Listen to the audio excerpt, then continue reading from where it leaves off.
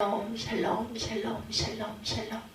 하나님 사랑합니다. 여러분 주 안에서 사랑합니다. 사사기 20장 말씀이죠. 1절에서 48절까지 나와 있는 전체 말씀을 가지고 함께 은혜를 나눕니다. 이스라엘이 전쟁을 준비하다, 이런 그 내용이죠. 올라가라, 내일은 내가 그를 내 손에 넘겨주리라. 1절에 이 모든 이스라엘 자손이 단에서부터 부엘세바까지와 길앗 땅에서 나와 그 회중이 일찍 미스바에서 여호와 앞에 모였으니, 온 백성이 어른 곧 이스라엘 모든 지파의 어른들은 하나님 백성의 총회에 섰고 칼 빼는 보병은 40만 명이었으며, 이스라엘 자손이 미스바에 올라간 것을 베냐민 자손이 들었더라. 이스라엘 자손이 이르되 이 악한 일이 어떻게 일어났는지 우리에게 말하라 하니, 레위 사람 곧 죽임을 당한 여인의 남편이 대답하여 이르되 내가 내 첩과 더불어 베냐민에 속한 기브아에서 유숙하러 갔더니 기브아 사람들이 나를 치러 일어나 밤에 내가 묵고 있는 집을 에워싸고 나를 죽이려 하고 내 첩을 욕보여 그를 죽게 한지라. 내가 내 첩의 시체를 거두어 쪼개 이스라엘 겹에 온 땅에 보내나니 이는 그들이 이스라엘 중에서 음행과 망령된 일을 행하였기 때문이라. 이스라엘 자손이 너희가 다 여기 있은즉 너희의 의견과 방책을 들지니라 하니라. 모든 백성이 일제히 일어나 이르되 우리가 한 사람도 자기 장막으로 돌아가지 말며 한 사람도 자기 집으로 들어가지 말고 우리가 이제 기브아 사람에게 이렇게 행하리니 곧 제비를 뽑아 그들을 치되 우리가 이스라엘 모든 지파 중에서 100명에 10명, 1000명에 100명, 10,000명에 1000명을 뽑아 개국정을 위하여 양식을 준비하고 그들에게 베냐민의 기브아에 가서 그 우리가 이스라엘 중에 망령된 일을 행한 대로 징계하게 하리라 하니라. 여호와 이스라엘 모든 사람이 하나같이 합심하여 그 성읍을 치려고 모였더라. 11절에 이렇게 끝이 나죠. 이스라엘 지파들이 베냐민 온 지파의 사람들을 보내어 두루 다니며 이르기를 너희 중에서 생긴 이 악행이 어찌 됨이냐. 그런즉 이제 기브아 사람들 곧 불량배들을 우리에게 넘겨주어서 우리가 그들을 죽여 이스라엘 중에서 이를 악을 제거하여 버리게 하라. 하나 베냐민 자손이 그들의 형제 이스라엘 자손의 말을 듣지 아니하고 도리어 성읍들로부터 기브아에 모이고 나가 이스라엘 자손과 싸우고자 하니라. 그때 그 성읍들로부터 나온 베냐민 자손의 수는 칼을 빼는 자가 모두 26,000명이요 그 외에 기브아 주민 중 택한 자가 700명인데 이 모든 백성 중에 택한 700명은 다 왼손잡이라 물매로 돌을 던지면 조금도 틀림이 없는 자들이었더라. 이스라엘과 베냐민 자손이 이렇게 해서 싸우죠. 베냐민 자손이 왜 이스라엘 사람으로서 칼을 빼는 자의 수는 40만 명이니 다 전사라. 이스라엘 자손이 일어나 베델에 올라가 하나님께 여쭈어 이르되 우리 중에 누가 먼저 올라가서 베냐민 자손과 싸우리까 하니 여호와께서 말씀하시되 유다가 먼저 갈지니라 하시니라. 이스라엘 자손이 아침에 일어나 기브아를 대하여 진을 치니라. 이스라엘 사람이 나가 베냐민께 싸우려고 저녁을 갖추고 기브아에서 그들과 싸우고자 하매 베냐민 자손이 기브아에서 나와 당일에 이스라엘 사람 22,000명을 땅에 엎드려뜨렸으나 이스라엘 사람들이 스스로 용기를 내어 첫날 저녁을 갖추었던 곳에서 다시 저녁을 갖추니라. 이스라엘 자손이 올라가 야훼 앞에서 점을 들어 울며 야훼께 여쭈어 이르되 내가 다시 나아가 내 형제 베냐민 자손과 싸우리까 하니 야훼께서 말씀하시되 올라가서 치라 하시니라. 그 이튿날에 이스라엘 자손이 베냐민 자손을 치러 나아가매 베냐민도 그 이튿날에 기브아에서 그들을 치러 나와 다시 이스라엘 자손 18,000명을 땅에 엎드려뜨렸습니다. 칼을 빼는 자였더라. 이에 온 이스라엘 자손 모든 백성이 올라가 베델에 이르러 울며 거기서 야훼 앞에 앉아 그날이 저물 들어 금식하고 번제와 허목제를 야훼 앞에 드리고 이스라엘 자손이 야훼께 물으니라. 그때에는 하나님이 언약궤가 거기 있고 아론의 손자인 엘르아살의 아들 비느하스가 그 앞에 모시고 섰더라. 이스라엘 자손들이 여쭈기를 우리가 다시 나가 내 형제 베냐민 자손 그 싸우리까 말하리까 하니 야훼께서 이르시되 올라가라. 내일은 내가 그를 내 손에 넘겨주리라 하시는지라. 28절이죠. 이스라엘의 기브아 주위의 군사를 내복하니라. 이스라엘 자손이 셋째 날에 베냐민 자손을 치러 올라가 전과 같이 기브아에 맞선 전열을 갖추매 베냐민 자손이 나와 백성을 맞더니 꾀임에 빠져 성읍을 떠났더라. 그들이 큰 길 곧 한쪽은 베델에 올라가는 길이요 한쪽은 기브아로 들어가는 길에서 백성을 쳐서 전과 같이 이스라엘 사람 30만 명가량을 죽이기 시작하며 베냐민 자손이 스스로 이르기를 이들이 처음과 같이 우리 앞에서 패한다. 하나, 이스라엘 자손은 이르기를 우리가 도망하여 그들의 성읍에서 큰 길로 깨어나지 하고 이스라엘 사람이 모두 그들의 처소에서 일어나 바알다말에서 선역을 갖추었고 이스라엘의 복병은 그 장소 곧 기브와 초장에서 쏟아져 나왔더라. 온 이스라엘 사람 중에 택한 사람 10,000명이 기브와 이르러 치며 싸움에 치열하나 베냐민 사람은 화가 자기에게 미친 줄을 알지 못하였더라. 여호와께서 이스라엘 앞에서 베냐민을 치심에 당일에 이스라엘 자손이 베냐민 사람 25,000명을 죽였으니 다 칼을 뺀 자였더라. 이스라엘이 승리하는 방법입니다. 이에 베냐민 자손이 자기가 패한 것을 깨달았으니 이는 이스라엘 사람이 기브와의 매복한 군사를 믿고 잠깐 베냐민 사람 앞에 패하며 복병이 급히 나와 기브와로 돌격하고 나가며 칼날로 온 성읍을 쳤음이더라. 처음에 이스라엘 사람과 복병 사이에 약속하기를 성읍에서 큰 연기가 치솟는 곳으로 군호를 삼자고 이스라엘 사람은 싸우다 물러가고 베냐민 사람이 이스라엘 사람 30명가량을 쳐 죽이기를 시작하며 이르기를 이들이 틀림없이 처음 싸움과 줄이게 패한다 하다가 연기 구름이 기둥같이 성읍 가운데 치솟을 때 베냐민 사람이 뒤를 돌아보며 온 성읍의 연기가 하늘에 닿았고 이스라엘 사람은 돌아서는지라 베냐민 사람들의 화가 자기들에게 미친 것을 보고 심히 놀라 이스라엘 사람 앞에서 몸을 돌려 광야길로 행하였으나 군사가 급히 추격하여 각 성읍에서 나온 자를 그 가운데서 진멸하니라. 그들의 베냐민 사람을 에워싸고 기브 앞 동쪽까지 추격하며 그 쉬는 곳에서 짓밟으며 베냐민 중에 엎드러진 자가 18,000명이니 다 용사더라. 그들이 몸을 돌려 광야로 도망하였으나 림몬 바위에 이르는 큰 길에서 이스라엘이 또 5,000명을 이삭죽도 타고 또 급히 뒤를 따라 기돔에 이르러 2,000명을 죽였으니 이 나라 베냐민 사람에서 칼을 빼는 자가 엎드러진 것이 모두 25,000명이니 다 용사였더라. 베냐민 사람 600명이 돌이켜 광야로 도망하여 림몬 바위에 이르러 거기서 넉 달 동안을 지냈더라. 이스라엘 사람이 베냐민 자손에게 돌아와서 온 성읍과 가족 가축과 만나는 자를 다 칼날로 치고 닥치는 성읍 모두 불살랐더라. 이렇게 해서 이스라엘과 베냐민과의 싸움에서 베냐민이 완전히 전멸을 당하죠. 영적으로 밝아야 할 레위인이 영적인 것은 관심이 없고 여자를 밝히는데 자신의 본연의 성직자 임무에는 관심이 없고 바람을 피우고 이에 질서라 척도 맞바람을 피움으로 시작된 한 성직자 가정의 이야기가 이제는 베냐민 지파의 불량배들에게 부인이 성폭행을 당하고 죽었다. 예쁜을 못살긴 레위인이 자기 아내 시체를 12토막으로 내고 각 지파로 내보냅니다. 갑자기 붙여온 토막난 시체를 보고 각 지파는 흥분하죠. 그래서 이런 기가 막힌 일이 있나 당장 이 일을 처리하자며 12지파가 미스바에 모이죠. 모인 지파의 숫자가 40만 명이나 되었다는 거죠. 미스바 총회가 열린 것입니다. 40만 명이나 모인 초대형 그 집회, 그러나 엉뚱한 단결이죠. 40만 명이나 모인 사사기 역사 12지파가 이렇게 단결하여 모여서 힘을 모은 역사가 전혀 없었어요. 여선지 두보라는 철병권을 거니는 시스라와 싸울 때 12지파가 모이지도 아니했고 모인 숫자가 1만 명이다. 사사기 4장 6절입니다. 기드온이 미디온과 싸우려고 군사를 모집했을 때 모인 숫자가 32,000명, 사사기 7장 3절이죠. 이 모임이 가나안 민족을 몰아내기 위한 연합군의 모임이라면 얼마나 좋았을까. 이런 모임의 기세로 그들이 가나안과 싸웠더라면 가나안을 쉽게 정복했을 것입니다. 그런데 그들은 정작 힘을 모아야 할 가나안과의 싸움은 소극적이었고 한 토막 살인사건에서 온 이스라엘이 난리를 치고 모인 거죠. 이 미스바 총에서 어떻게 사건을 해결하는가. 왜곡된 레위인의 보고입니다. 4절에서 7절 본문에 보면 40만 명이나 모여든 이스라엘 총회 앞에서 레위인이 토막난 시체를 보낸 사건을 보고하죠.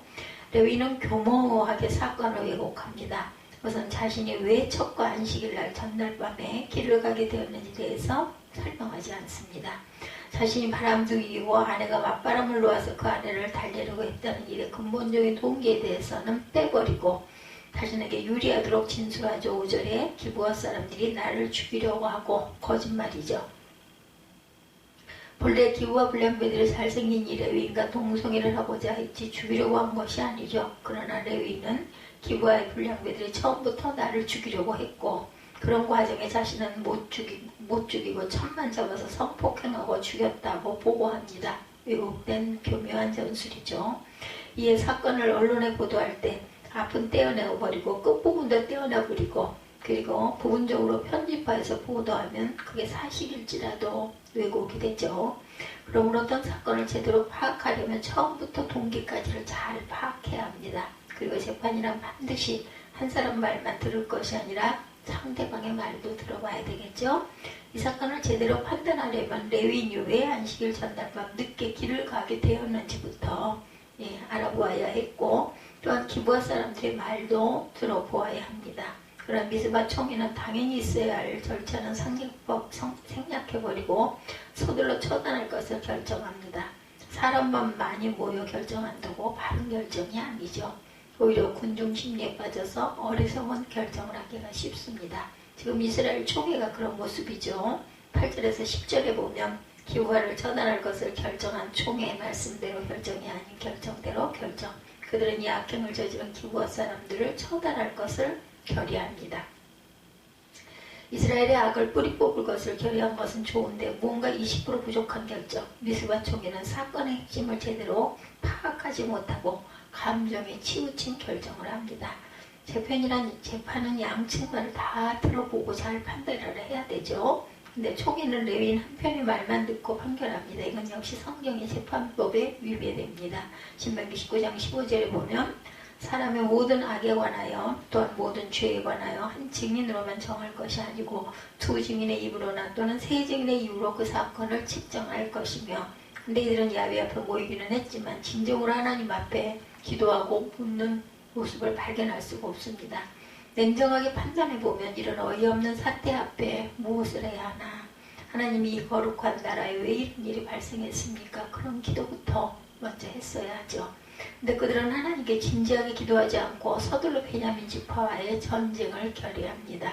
같은 민족끼리 싸우는 전쟁, 그다음 먼저 자신의 뜻이 하나님의 뜻과 동일한지에 대해서 하나님께 물어야 하는데 그것을 묻지 않았던 거죠. 어떤 사건에 부딪힐 때 이 사건이 무엇을 의미하는지 파악할 줄 알아야 합니다. 그것을 제대로 파악하는 사람은 영적으로 깨어있는 사람이고 그렇지 못하면 영적으로 아둔한 사람이죠. 의리만 앞세우는 베냐민 지파의 그릇된 결정입니다. 11절에서 16절에 온 이스라엘 지파가 모여 기브아의 악한 무리를 처단하기로 결정을 하죠. 그리고 베냐민 지파에게 통보합니다. 악한 짓을 한 기브아의 깡패들을 내놓아라. 12~13절이죠. 근데 베냐민 지파는 이 총회의 지시를 부정합니다. 이스라엘 지파들이 베냐민 온 지파의 사람들을 보내어 두루다니며 이르기를 너희 중에서 생긴 이 악행이 어찌 됨이냐. 13절입니다. 그런즉 이제 기브아 사람들 곧 굴량배들을 우리에게 넘겨주어서 우리가 그들을 죽여 이스라엘 중에서 악을 제거하여 버리게 하라 하나. 베냐민 자손이 그들의 형제 이스라엘 자손의 말을 듣지 아니하고 도리어 성읍으로부터 기브아에 모이고 나가서 이스라엘 자손과 싸우고자 하는지라. 그때 그 성읍들로부터 나온 베냐민 자손의 수는 칼을 뺀 자가 모두 26,000명이요 그 외에 기브아 주민 중 택한 자가 700명인데 이 모든 백성 중에 택한 700명은 다 왼손잡이라 물매로 돌을 던지면 조금도 틀림이 없는 자들이었더라. 베냐민 자손 외에 이스라엘 사람들이 칼을 빼는 자의 수는 40만 명이 다 전사다. 이렇게 설명되어지고 있어요. 17절에 베냐민 지파도 이런 사건을 제대로 파악할 능력이 없고 하나님의 법대로 나라를 세워야 한다는 사명감도 없는 그러한 수준에 있었다는 것을 우리가 알 수가 있습니다. 왜 베냐민 지파는 기브아 사람들의 편을 이렇게 들었을까? 미스바 총회도 한 레위인의 말만 듣고 결정을 했지만 그보다 더 잘못된 결정은 베냐민 지파의 결정이죠. 비록 총회의 요구가 지나치더라도 기브아 불량배들의 악을 제거한다는 차원에서 총회의 요구에 승복해야 했었는데 기브아 사람들 같은 베냐민 지파의 형태라는 것을 앞세워 이 기브아 사람들은 무조건 옹호하죠. 이것은 조폭 세계나 볼 수 있는 쓸데없는 의리지상주의의 모습입니다. 그래서 베냐민 지파 나머지 12지파 간의 전쟁이 같은 동족 간의 전쟁이 일어났어요. 이 내전의 결과 전쟁을 앞두고 종교적 쇼를 진행하죠. 18절에 이스라엘 자손이 일어나 베델에 올라가 하나님께 여쭈어 이르되 우리 중에 누가 먼저 올라가서 베냐민 자손과 싸우리까냐. 이렇게 말씀하시되 유다가 먼저 갈지니라 하시니라. 가장 비신앙적인 사람들이 모여 가장 종교적인 행동을 하는 장면이 18절입니다. 우리 중에 누가 먼저 올라가 베냐민 자손과 싸우리까? 이 기도 문제가 많은 까닭은 중요한 결정은 이스라엘 정하고 하나님께 있는 사소한 것을 질문합니다. 누가 먼저 올라가리까? 같은 하나님의 백성이 다른 하나님의 백성을 죽이러 가겠다는 결정에 같은 동족끼리 싸우면 내전을 자기 마음대로 결정해놓고 누가 먼저 싸울는지를 질문하는 거죠. 가장 중요한 것은 자기들의 마음대로 결정해놓고 하나님께 물어본다라는 거죠. 이것은 마치 자식들이 자기들 마음대로 연애하고 결혼을 결정해놓고 부모에게 어느 예식장을 잡을까요? 하는 질문과 같습니다. 이것은 이스라엘 민족에게 하나님은 어떤 존재인가를 알 수 있는 부분입니다. 하나님은 그들의 삶 속에 중심에 모시지 않는다는 것, 하나님을 그들의 목적을 이루기 위한 수단으로밖에 여기지 않았다는 것. 그래서 이런 기도는 사실상 온전한 질문이고 온전한 응답이라고 볼 수가 없죠. 하나님의 응답을 구하기도 전에 이미 베냐민을 쓸어버리기로 결정해놓고 하나님께 누가 먼저 올라갈까요? 물어보는 거죠. 이것은 하나님의 뜻을 진정으로 간구하는 기도가 아니었습니다. 영적으로 깨어있다면 지금 동족끼리 전쟁을 해야 할 때인지 이스라엘이 소돔처럼 타락한 것을 회개해야 할 때인지를 분별했어야죠. 하나님의 심정을 조금이라도 헤아린다면 하나님이 이 전쟁을 얼마나 기뻐하실지를 한 번쯤 여쭤봤어야 합니다. 그러나 그들은 하나님 마음, 하나님 뜻은 처음부터 관심이 없었어요. 이 기도는 우리의 뜻에 하나님은 따라와 주십시오 하는 교만한 기도였고, 하나님 입장에서 생각해보면 그동안 하나님의 말씀에는 전혀 신경을 쓰지 않고 살던 이스라엘이 느닷없이 야훼 앞에 모여 누가 먼저 올라갈지를 묻고 있는 거죠. 그래서 이 기도 장면은 야훼의 뜻을 구하는 신이란 신앙의 모습이 아니고 종교가 인간의 탐욕에 악용되는 막장 신앙, 막장 종교의 모습을 보여줍니다. 이 시점에 회개하고 기도가 먼저 있었어야겠죠. 이스라엘 백성들은 토막살인 사건을 맞이하여 이 사건을 통해서 근본적인 원인을 따져봐야 했는데 그런 노력이 없었어요. 그리고 자성하는 모습도 없습니다. 이스라엘 백성이 소돔과 고모라처럼 타락했어요. 우리가 잘못했습니다. 부모들이 자녀에게 율법을 제대로 가르치지 아니하였고 또 본을 보여주지 못한 탓입니다는 회개가 먼저 있어야 되죠. 근데 그런 회개는 없고 베냐민 지파가 나쁜 사람들이다. 그들을 다 죽여야 돼. 교만한 기도를 한 거죠. 이스라엘은 누가 먼저 올라가리까를 물은 것이 아니라 우리가 잘못 살았습니다는 그 자성의 기도를 했어야 한다. 어느 누구도 반성하지 않고 회개하지 않고 돌아서지도 않고 하나님의 은혜를 구하지도 않았던 기도였어요.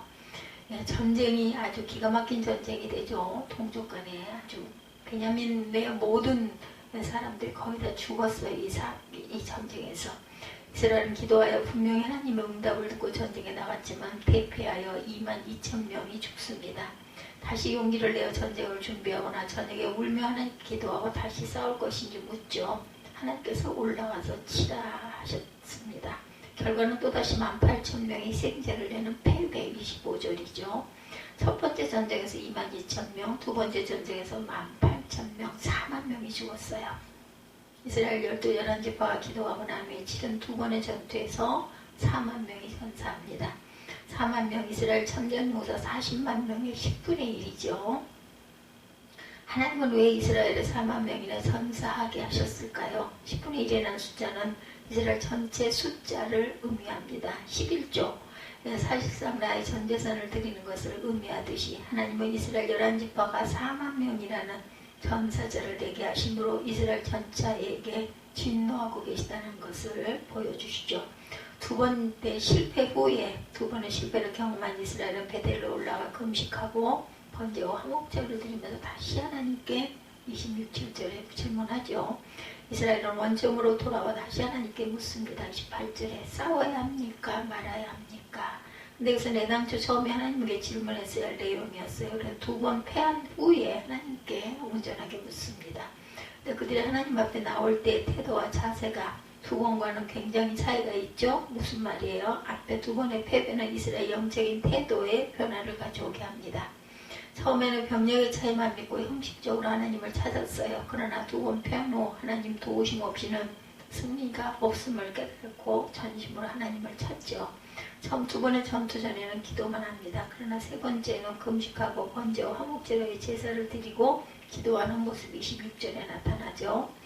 이렇게 당연히 이겼어야 할 전투에서 패배하니 그들이 진실한 마음으로 제사하고 기도하게 되었고, 세 번째 기도 하나님은 싸우라 하는 응답을 주신 것이 아니라 승리의 약속을 주시면서 나아가라고 응답하시죠. 28절에 보면 아론의 손자인 엘라살의 아들 비느하스가 그 앞에 모시고 섰더라. 이스라엘 자손들이 여쭈기를 우리가 다시 나아가 내 형제 베냐민 자손과 싸우리까 말리까 하니 야훼께서 이르시되 올라가라. 내일은 내가 그를 내 손에 넘겨주시리라 하는지라. 이스라엘이 기브와 주위에 군사를 매복하니라. 이렇게 증거되어 있습니다. 야훼께서 이르시되 올라가라. 내일은 내가 그를 내 손에 넘겨주리라. 그렇게 해서 세 번째 전투 이스라엘 11지파가 베냐민 지파를 이기고 승리합니다. 베냐민 지파는 이 세 번째 전투에서 600명만 남기고 전부 전멸하고 말죠. 베냐민 지파는 거의 망했어요. 그렇다면 이긴 11지파는 40만 명 중에서 4만 명이나 전사를 하고 나서 승리합니다. 삼척투성이적 승리입니다. 이 전쟁에서 승리자는 아무도 없어요. 사실은 베냐민 지파는 거의 망했고 이긴 11지파는 삼척뿐인 승리. 같은 자국인끼리 싸웠기 때문에 이렇게 한 레위인으로 시작된 대전은 모두가 실패하고 망함으로 끝이 납니다.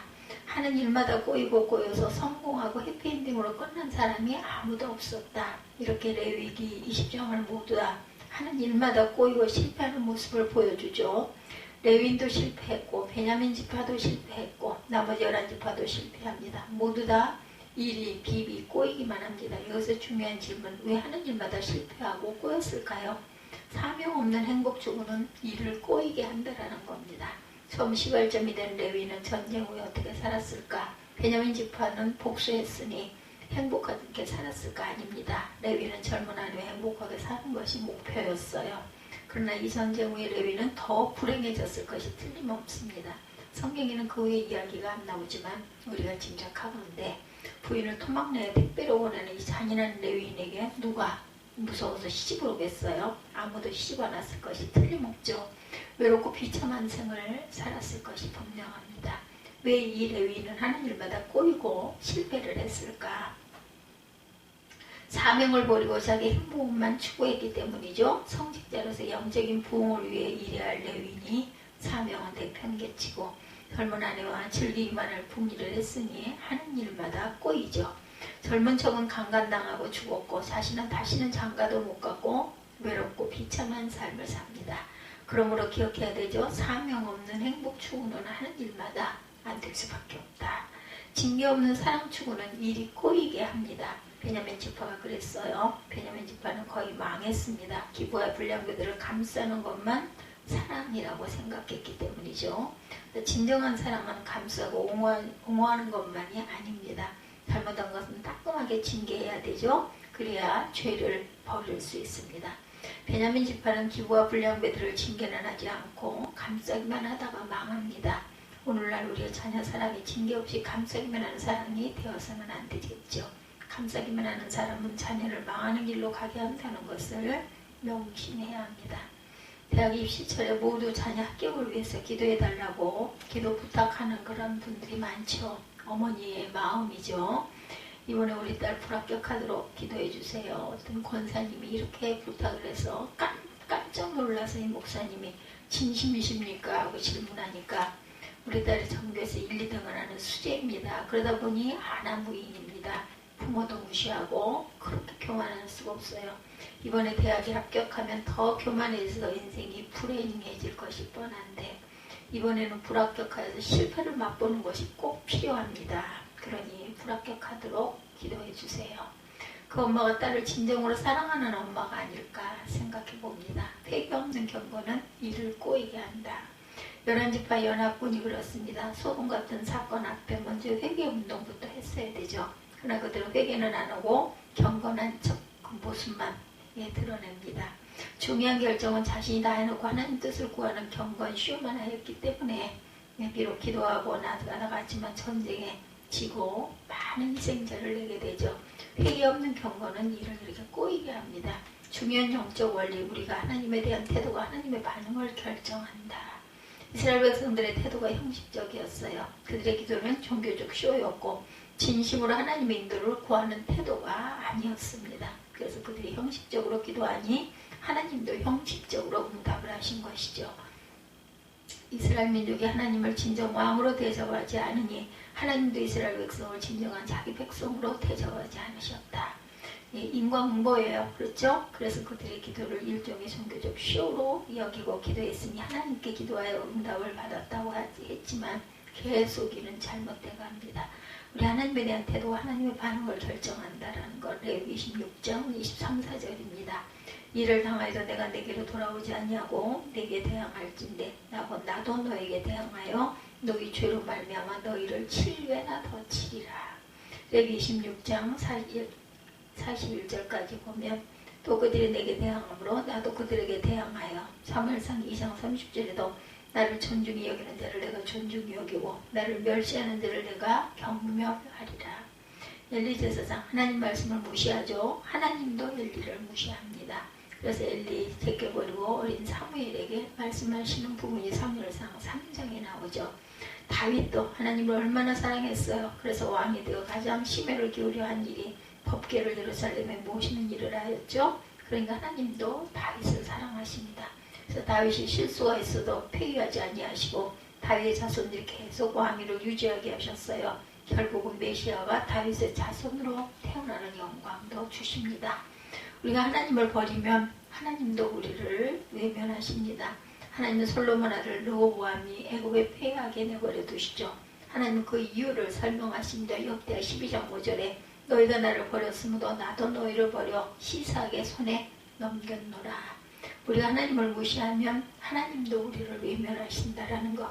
이스라엘 백성들이 건성으로 기도하니 하나님도 건성으로 응답하고 패거해야 하도록 4만 명이나 희생이 되도록 내버려 두시죠.